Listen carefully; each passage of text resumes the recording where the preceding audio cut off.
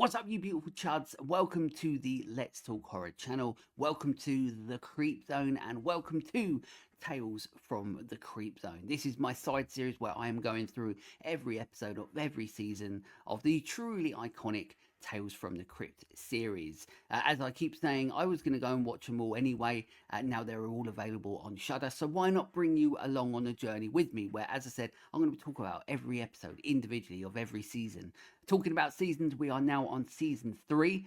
On this one, I will be talking about episodes 7, 8, and 9. We're getting through it already. If I remember correctly, the last episode, I could be wrong, I don't even know what episodes I'm doing, but the last episode, I think we had 3 episodes that were probably some of my least favourite episodes of that season, maybe of the series. In fact, I could be wrong, I don't know, but we're going to get right into talking about these ones. Hopefully, if those episodes were ones that I didn't necessarily like so much, let's see what we think about these ones. But let's get straight into talking about episode 7. So one of the common themes as we go through the series is that the Crypt Keeper loves to play dress up, loves to cosplay. And this one, he's now a bloody vampire, which is always fun. It's always, I'm never going to say no to seeing, the Crypt Keeper dress up as whoever it is. In this episode, there's loads of really cool little moments, really cool little things. When this episode starts, you're introduced to sort of this character, living in this house, like very unlike a vampire. No fancy old school Romanian castles or anything like that. Here, it just looks like a bedsit. But what I do like is that he wakes up in a coffin. And then it's like one of those pull down, like from the wall beds that it is, but it's like a coffin. So he sleeps in it and then pushes it up. I thought that was like a really clever idea. Like, once again, it's the little things, the little touches that make you go, oh, okay. Like, people actually care about this. People actually want to create something that's intriguing or interesting and add those little things. Like, people, when you get things like that, you're like, people actually give a shit. And you get a lot of those moments throughout this episode. Malcolm McDowell, I'm pretty sure it's a wig, and it's an awful wig. But Malcolm McDowell, he's in this. He plays the Mr. Longtooth, the lead character in this. And one of the things with Malcolm McDowell is interesting because he does have a very. This is going to be something that, like, a lot of people probably won't like so much. But I think Malcolm McDowell is a good actor, but he is, a thespian actor, a theatre actor. Same as someone like, say, Ewan McGregor. Ewan McGregor reminds me a lot of Malcolm McDowell, and I don't like Ewan McGregor, but I think it's because they always are people that give you performances in movies or in TVs, predominantly, obviously, movies, and TV is obviously changed over time, but they are people that I always feel like, because of their voice and their voice being so distinctive, but also they do overact quite a lot. I think, like, they are actors, especially McGregor, because I do like McDowell a lot more, but McGregor as well. They take me out of what it is I'm watching, because I don't ever feel like I'm watching a real person. In this episode, it really doesn't matter, and it works for it because it is something that is also, fun. It's supposed to have the comedy aspects of it. It's supposed to be cheesy. It is cheesy. It is all of the above that I've just said. So it does work for this one. When you put, like, Malcolm McDowell in more serious things, of course, commonly, like, his most notorious role would be something like, say, The Clockwork Orange. Once again, not the biggest fan of his performances outside, or even Rob Zombie's Halloween. Some of his line delivery, it's so theatrical that it takes you out of any form of realism in the movie, and he's one of those actors that does that. Of course, I said Ewan McGregor and stuff like that, and as I said, they remind me of each other a bit, or Ewan McGregor reminds me of Malcolm McDowell a lot. Also, I've just realised I'm speaking so much about Malcolm McDowell. Basically, what I'm trying to say is that he is very good in this. It suits this sort of thing, his performance and his acting and his overacting. It doesn't necessarily suit everything else. If people don't like that, do one. I couldn't care less. But he's in this. His voice is great. He's very distinctive, and he's really playing with the role, really playing with the character, and I like it. And I do like the fact that this does feel like a different look and spin and take on everything that we know, that vampire stories and ideas and everything, or what we see depicted on screen, whether that's movies, TVs, TV, it does feel different to that. I like how this episode is set up as as a way to look at a different look at a vampire and what they're doing, and that's creativity, right? And that's what makes this series so good, is the creativity, or taking something that's standardized, something like vampire, in horror and so on, and putting that twist on it, putting that different spin on it. This is an episode that does that, so that's really good. There's a bit where also he's like, there's a corpse and he's jumping on the corpse to try and get as much blood out. Like I expected him to almost, like when he's almost flat, to like fold him over like a piece of paper to try and drain him out. But yeah, that's quite funny. But once again, it's those little touches where you're like, they're trying to do something a little bit different, trying to do something a bit creative. They're having fun with it as well, and that's what this episode is. It is all about having fun with this. There's Michael Berryman as Van Helsing. Great casting. Michael Berryman, obviously, you'll know from The Hills of Ice, of course, as well. Loads of Rob Zombie movies as well. But the fact that he's in this playing Van Helsing, he's great in it.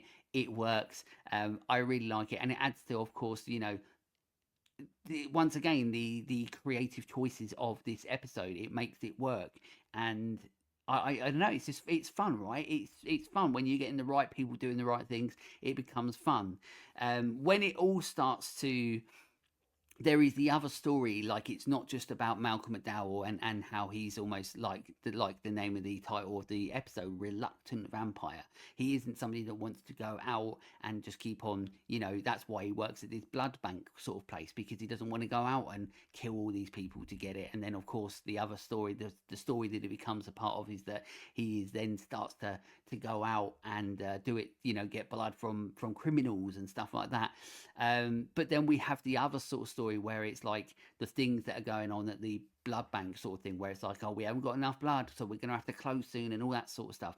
I don't think it needed that. I think it takes too much away of the most interesting sort of aspect. Of course, it sort of has to be there because of what, as it's part of the story and a part of where it goes. But I don't think you need to like have scenes where you're taken away from McDowell doing those things as a vampire or whatever he's doing, to tell another side of the story that you don't necessarily need to know. I don't really need to know it. I was more entertained, but I was entertained enough of what McDowell was doing, and also the relationship that he was sort of building up with the woman that he likes in it, and she likes him, and so on. Not necessarily all the blood bank stuff that you don't necessarily need as much. Making candles turn on just by flicking your hand. Once again, that's a little note that I put in here, but that's another thing that I love. It's the little moments where he comes into like his room, his basement room, wherever he lives, and he's going like that, flicking at the candles. And I thought to myself, that would be pretty sweet to be able to do that. But also, I have OCD, so I can't have candles anyway. So it'd be like I would do it, and then I'd have to run and turn it off and put it in a sink or something straight away, so it doesn't burn. I don't think it's going to burn the house down, but it would just be cool to be able to do shit like that, but we can't. So there we go. Norm as well. He's the guy that's like the manager. Norm from Cheers. I don't know why I'm just saying Norm, as if he is Norm from Cheers. Of course, he does have a real name, but I can't remember. He is in this. Once again, there's like a few people that, as I said, that pop up in this. Like Sally Dickinson as well. She plays the love interest in it. Fun performance, absolutely great. Love like her voice, her reactions to everything. Great chemistry with Malcolm McDowell. But yeah, Norm from Cheers, as I can't remember his real name, he gets death by bed, which is always fun. As I said, the pull down bed at the start. But yeah, there's a lot to love about this episode. Simple as that. So it's already a good start to this episode, because episode 7 is getting 4 out of 5 creepy cackles. It's a fun episode with a different take of and different and really fun take on vampires. Good fun performances, good chemistry. Malcolm McDowell, once again, it isn't necessarily an actor that I like necessarily in a lot of things, because I think he takes you out of it. This, he draws you in very much like a vampire, so he's perfect casting, right? And yeah, overall solid episode. Good creative ideas, fun. 4 out of 5 creepy cackles. But once again, could be one of those that could rise higher than that if there isn't other ones that are as good as this one. It might even jump up. You never know. We never know where we're going to go with these episodes. Anyway, episode 7, bloody good one. Let's get into episode 8. So episode 8 is called Easel Kill Ya. A broke painter finds dark inspiration and wealth after accidentally killing a neighbor and selling the morbid artwork to a wealthy collector. This one, as I said, he loves to dress up the Crypt Keeper now, and this one is an artist called Vincent van Gogh, which is absolutely bloody brilliant. Priceless, right? Um, Pulp Fiction's Tim Roth is this one. He's also, the fun thing about Tim Roth is that he's almost not fun at all, because he is somebody that takes. I mean, it's not a bad thing because he's always fucking good, but he takes his work very seriously. This is a very serious episode, and whether that's good, whether that's bad, I'm going to go into it. But Tim Roth is the lead character in this. There are obviously other people in it, but once again, like, he is somebody that takes everything very seriously. And I suppose in an episode like that, like this, he's sort of the perfect person for that. But yeah, you can tell that he's, everything that he does, he's fully in on. But it's very, very serious. But yeah, he basically, as I said, he is a painter at the start of it. He's also somebody that's dealing with alcohol addiction as well. I believe it's alcohol addiction or some form of addiction. I'm assuming it's alcohol. There's a shitload of alcohol he's drinking in it, so I assume that's what it is. He's a bit down on his luck. He's obviously having like visions of him as well. At the start of it, he ends up like having visions of killing his landlady, I think it is, or somebody that's there, because she hasn't, she's a bloody around, but it obviously doesn't really happen. He's in his bloody head. But yeah, so all this sort of stuff is happening to him. He isn't basically putting out the artwork that he wants to until so he basically, there's a guy that he's playing music too loud. He gets right pissed off by it, and then this guy basically gets killed by a fucking plant pot, I think it is, or whatever it is. I can't bloody remember, but he falls off anyway. And then this is where the inspiration comes for this artist, where he basically starts painting dead people that have just died, and from there, really, we can tell where this is going to go, right? But there is something very, very Clive Barker-esque about this episode, and that is an absolutely good thing, because there is something about the tone, the look of everything that is Clive Barker that I absolutely love. And of course, there is this sort of like sexualization of what Clive Barker does, if that's even the right word. But there's something to everything that Clive Barker does, and I absolutely love it. I always have. And this episode, even though of course it's not Clive Barker, but it feels like it's made with the essence of what Clive Barker does. The paintings. Like, it wouldn't surprise me if somehow this had something to do with him, or they were like, let's make something that's a bit Clive Barker-esque. But even the character, is a tortured character, and also, a character that will do sort of like unspeakable things, like, he's not a hero, he's essentially a bad person, and there's something Clive Barker-esque about that. The visual style, the painting, the death. Of course, like, there is a sex scene in this as well, which ends up getting really fucked up. I think I've got that in notes, so we get there. But there is something very Clive Barker-esque and about this episode. So even though it's not him, it feels very him, and that is a great thing for me. But this is very serious, dark. It's a very intense episode that deals with more than just death. It deals with life as well, and as I said, with addiction, and how overcoming addiction, or going back into that addiction, and what it can do, what it can lead to. Of course, the moment that he chooses alcohol again, that means he's choosing the dark path. Once again, absolute, the guy that plays a douchebag in pretty much everything, William Atherton, of course, plays another douchebag. This time he plays a fancy rich art douchebag. He's the one that essentially, he's not really telling Tim Roth to go and murder people to do it, and I don't think he necessarily knows that he is, but he just knows that it's the art that he's craving, and he's willing to pay a shitload of money for. In fact, talking about the paintings, I would actually want the first painting that he does of the bloke that like falls over. He does more than fall over. He falls off like this, the outside of a building thing. That painting that he does, I would absolutely love. The other ones, probably not so much. They look a little bit shit. But the painting he does in the first one, I would love to bloody have. So there's another one to add to my bucket list of props from movies or TVs.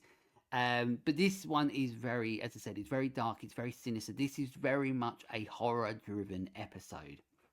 There is no comedy or like comic relief from what I remember at all in this. This is just played straight, but it is very horror heavy. You have a lot of blood in this. There's it can be very gory, and throughout the seasons we've had some episodes that are like this that play it very straight, and some of them have been very successful, some of them haven't been so successful, but we get to that.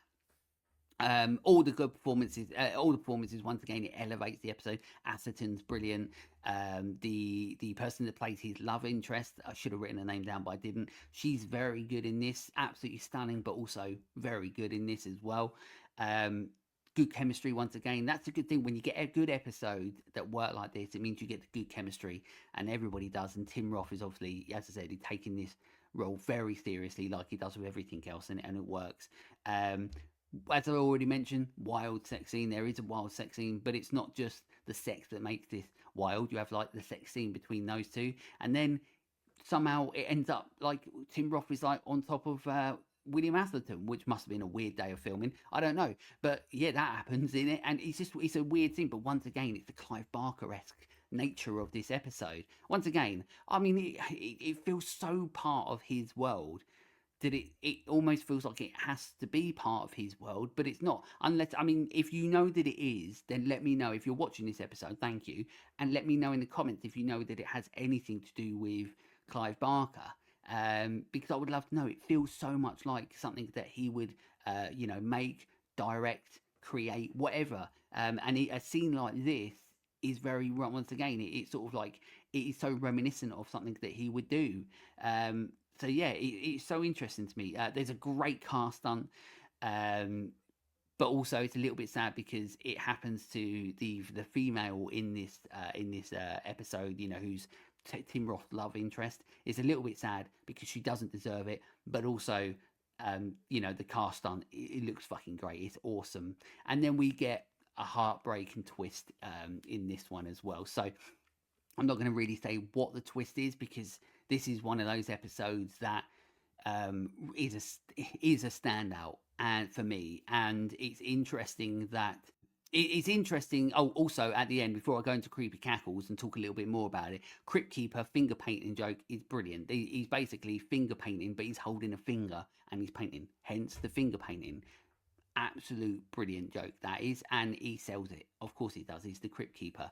But I won't go into the sort of the heartbreaking twist so much. I mean, well, okay, the heartbreaking twist is that he ends up it's fucked up. But basically, the heartbreaking twist is that she ends up going to the hospital because of the car crash. He needs to get money to pay for this surgery straight away. He ends up going to, he basically ends up, if someone dies, or I can't remember if he kills somebody dies, he's there in a rush painting them. He goes off, takes it to William Atherton. He's like, here's 200 grand, whatever. He goes back to the hospital, tough shit. Too late, she's already dead. He can't pay for it because she's bloody dead. And then the police come and it's like, oh, you got, oh, you're a bloody painter, aren't you? He's a paintbrush with blood all over it. And then of course, we get a really fucked up ending. I wouldn't, it's heartbreaking and it's fucked up. I wouldn't necessarily say there's a couple that stand out to go that extra step a little bit more, but it is one of the most, it's definitely up there so far in like the top 5 most impactful fucked up endings that we've had so far. But yeah, this is just a very good example of what my favorite episodes of Tales from the Crypt are, because they don't, as much as I love the ghost ghouls, guts, gore and goblins, as much as I love that, the supernatural-esque of, things that happen in Tales from the Crypt, as much as I love them, there is something to when something like this is created to be what this is, and it's a different type of episode.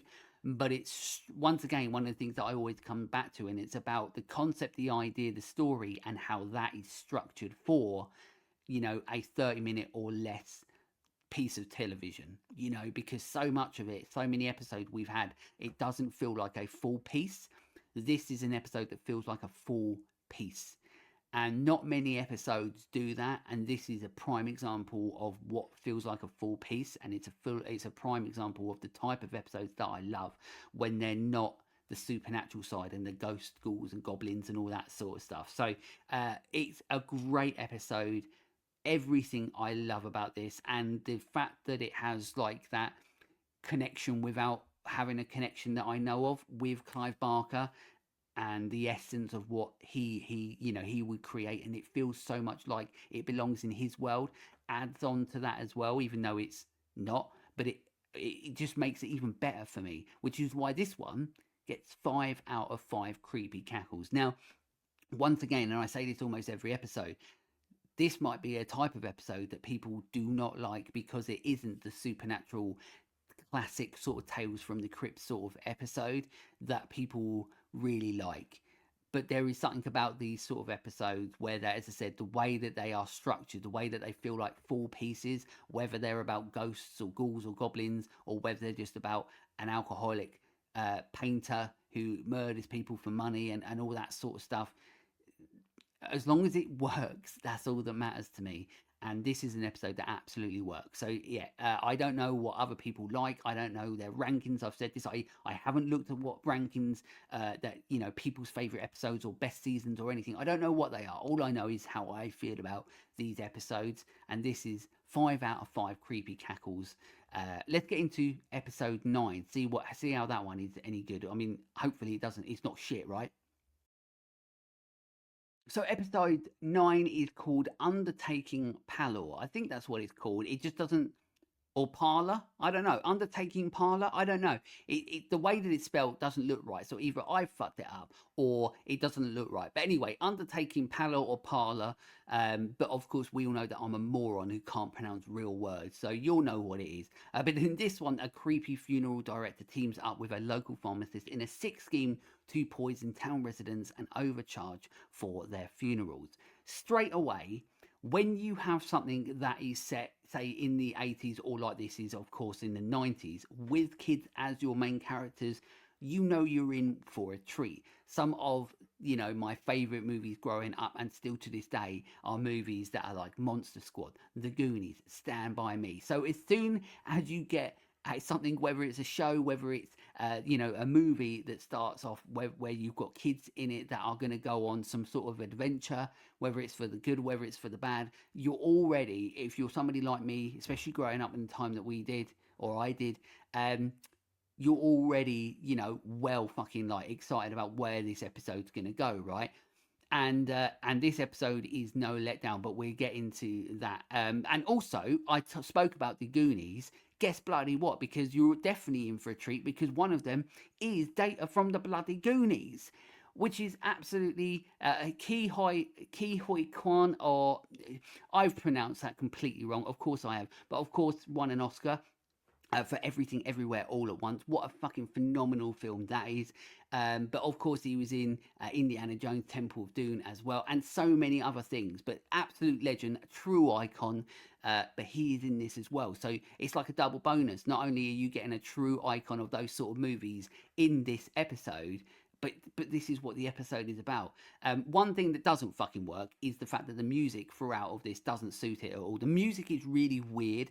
It does not feel like it suits this. It's almost as if they were like trying to, like, 'cause this is a pretty fucked up episode and it's really dark. And especially like to, you know, have it being an episode that involves like kids, it's pretty fucked up, this episode, and you see some pretty fucked up things in it. But the music is almost like makes it feel like it's like a dark, sinister horror version of a Goosebumps episode, like an adult Goosebumps, where they're almost putting the music in it that makes it feel a little bit like a kid's sort of program. Um, but it doesn't work for this. It just, the whole, as soon as it happened, and then I was like, hopefully they change that. They didn't. It carries on the whole way through. The music doesn't suit it at all. As I mentioned, you've got a creepy funeral director. It's played by John Glover. You all know him as Daniel Camp from the Gremlins, of Gremlins 2, of course, many other things. He's very good in this. Of course, it says he's creepy. Yeah, he is bloody creepy. So he's very good in this. Really weird. Good production design, fantastic practical effects.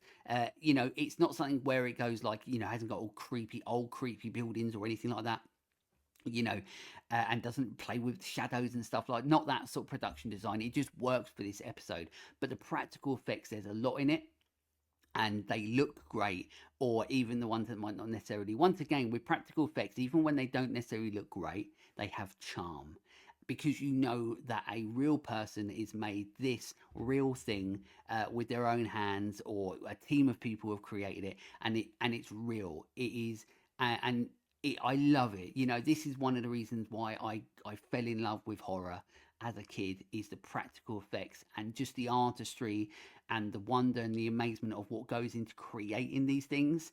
And this episode has loads of great practical effects. And as I said, when they're using the practical effects, there is a naked, like, lady that they have on the morgue table or whatever. He's got this weird spinny morgue table thing. I don't know if that's like a real thing they have. I've never been to a morgue, but he bloody does. Or funeral director's place, wherever it is. I don't know. It's not a morgue, is it? It's where the funeral directors. I don't know what I'm talking about, but it's a weird thing anyway. It looks like some sort of like jigsaw contraption. But he's completely naked. He does some pretty fucked up things to her. And it's once again, it's a very dark, very adult themed episode, but with kids in it. And it's a weird mixture, but it fucking works. Once again, we're getting to everything else.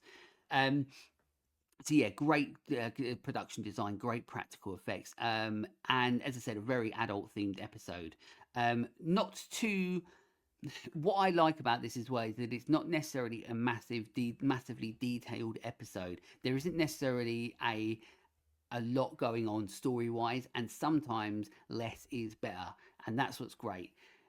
That's what makes this episode work, because some of this, or like a lot of the episode, is like John Glover, interacting with this practical effect where the kids are hiding and trying not to be found, and that goes on for quite a while. But so nothing really is happening too much, apart from John Glover being, being the creepy funeral director, and them not trying to be found, and that goes on for quite a bit. So there's not too much of a detailed story or an idea or a concept. But as I said, sometimes less is better. Sometimes you need more. This one doesn't need any more, because what we do get, and what I'm just about to talk about, it makes this episode even better, because we get everything that happens beforehand, where where we're introduced to these kids and these characters. They go to this, to the funeral director's place where John Glover's being creepy and all this weird stuff, and they're trying to hide.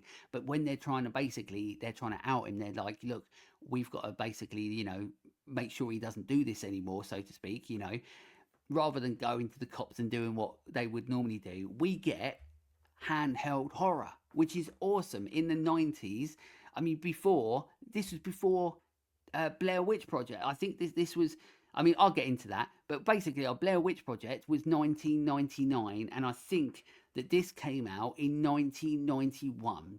So this is way before the Blair Witch Project, way before using handheld cameras was like a big thing in horror. Of course, Blair Witch Project changed the game, made a shitload of money.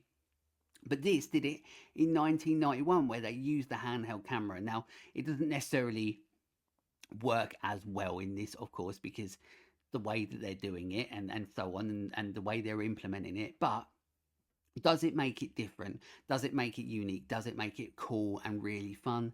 Yeah, absolutely. So and also it's the 90s, so it makes everything look a million times better as well. So I absolutely love it, and it does make it feel, and there are moments in it that when they're using it, it makes it feel like a segment from the VHS franchise, but like a million times better than most of the things that they have done. Like, you could take this segment where they're just using the video cameras and put it into VHS, and then it'll probably be everybody's favorite one, or one of their favorite ones.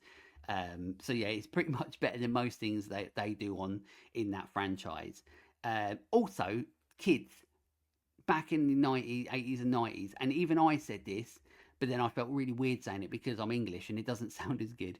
But we need to bring back the word bodacious, because that is a awesome word that no one uses anymore, and I sort of wish they would, because it's not a word that sort of rolls off the tongue. It's not a word that really works in, like, oh, I had a great pizza last night, it was bodacious. It works if you're Michelangelo from Teenage Mutant Ninja Turtles, or maybe Zach Morris. Other than that, it doesn't really work. But I think we should really bring back bodacious. I think it's a great word. It's just a joy to hear. Also, seeing someone die using the handheld format is always so much more realistic. When they're using it, you do see like someone die in it, and yeah, it just adds to the what they class as like the ultra realism. Like if you take one of these old school cameras, it gives you the sense of what you're watching is real footage. This is why VHS has been such a, through all the good, through all the bad, and a lot of bad, the VHS franchise works when it's using this format because it gives you the sense of ultra realism, ultra reality, that you're watching some really messed up things happening, but your brain tells you more so that it's real because it doesn't necessarily adhere to the cinematic aesthetical format. It is its own thing, right? It's a handheld home movie camera. So it feels like it's a home movie, right? And that's why this format of horror is still so popular. Now, it doesn't really work a lot of the time because so many of them are shit. But also, they're very easy and cheap to make. Anyone can do it now. You've got a mobile phone, so you can make these movies now. But back then, of course, with the old school cameras and stuff, it still makes you feel like there's something real about watching these. And even in this, you have the moment where somebody dies in it and you're watching it, and it just makes your brain go, hang on, are you watching something real? When of course you're not. And then the episode ends, and I'm pretty sure the kids will get done for murder. That's what I wrote there, because the episode just sort of ends. Nothing really happens. Like they're filming stuff. John Glover, like they end up sucking up John Glover's like blood and guts and stuff through like one of the things that he uses in his his funeral parlor place, whatever he fucking uses it for. I don't know, sucking out the guts and the blood or whatever. I don't know what the technical term is. Let me know in the comments, whatever. But they use that, and then basically he sort of dies, and the episode ends. I'm pretty sure the police will turn up and be like, "Yeah, you're going to go away for murder." Obviously, they'll show them the videotapes. Will they? But whether they get away with it, I don't bloody know. We could basically, ambiguous ending, I suppose, which people absolutely bloody love now. So yeah, so fun episode, another fantastic episode, another an episode that really leans into the nostalgia side of it, but also creating its own thing, because it's obviously more horror heavy and a lot more darker than a lot of the movies that these kids are normally in. When we saw the things in the 80s and 90s, like even things like Monster Squad is a lot more adult themed, or it plays with adult themes more, especially with like the parents and stuff, and their relationship, and their relationship's not working as well as what it could do. Like it tackles a lot of adult themes in Monster Squad, but this one feels, even though this is like an episode, not a movie, but there's something a little bit more adult themed, a little bit darker in this sort of thing than something you would see in, once again, as I've already mentioned, like Goosebumps. Like this is an adult horror version of Goosebumps, and it works really well all round. Like good performances, cheesy performances from the kids. Chemistry is good. Sometimes performances are good, sometimes they're not so good, but once again, it adds to the charm of like that era, that time. um when you're talking the nostalgia side of it, yeah, it's fun, it's great, but then that doesn't always mean that it's a great episode. But as I've already said and mentioned, it is a great episode. I like that it's creative. I like the fact that it's fun. I like the fact that it's trying to do things a little bit differently, with adding an early version of using, as I said, in 1991, using the handheld camera sort of format, and the handheld horror format of telling the story. Fun. So guess what? Another 5 out of 5 creepy cackles. So if I'm right, on this episode we had 7, 8, and 9. We spoke about episode 7, 8, and 9, and we had a 4 out of 5 creepy cackles and 2 5 out of 5 creepy cackles. I don't think we've had that so far since I've been doing these episodes. So that goes to show, basically, if you're going to watch 3 episodes back to back, out of all, like any of the seasons so far, these ones, watch these 3, because they're all absolutely brilliant. But of course, yeah, this one, once again, it's a very, very different episode to the episode we had before, with Tim Roth as the alcoholic artist. That was, and very Clive Barker like, as I said, 5 out of 5. Creepy cackles. This is a very, very different episode, but it doesn't mean it's not as good. because it's 5 out of 5 creepy cackles. So I suppose when we come to the end of, this season, and I'll give you my overall, favorite episode, it's gonna be interesting because I've got some thinking to do, right? But there we go. As I said, great episode, 5 out of 5. And as I said, Blair Witch Project 1999 with the handheld horror format, 1991 Goosebumps episode. I was going to say what it's called then. Undertaking Parlor or Palo, whatever. You tell me. I'm not going to look. Brilliant episode. Did it in 1991 with the handheld horror format. So, but there we go. That's another episode of Tales from the Creep Zone. I hope you're enjoying this series, and I'm enjoying going back through Tales from the Crypt. This is, as I said, and as I always say, it is something that is a huge part of the iconography of horror for me, that started me on my journey. There were things that I remember right at the start of my journey through horror, at, of course, like so many of us, at an age that was too young to watch this sort of stuff, but that made it all the better, right? And and I never lost my love for it, and never will lose my love for it. And this is something that I will always remember being a huge part of, my early love for and obsession with this genre. Whether it's a TV show, whether it's a movie, of course, Demon Knight is a Tales from the Crypt movie, and that's a huge part. That was one of my early ones that I remember watching. So I'm really enjoying going back through this. So make sure that you are, if you haven't, and if you're watching these episodes as we go through them, thank you. Of course, it means the world to me. And we've got a long way to go. We're only on season 3. And what was this? Episode 7, 8, 9. So we still got a bit to go for season 3. And then we keep going until there's no more. But until next time, stay creepy, fuckers.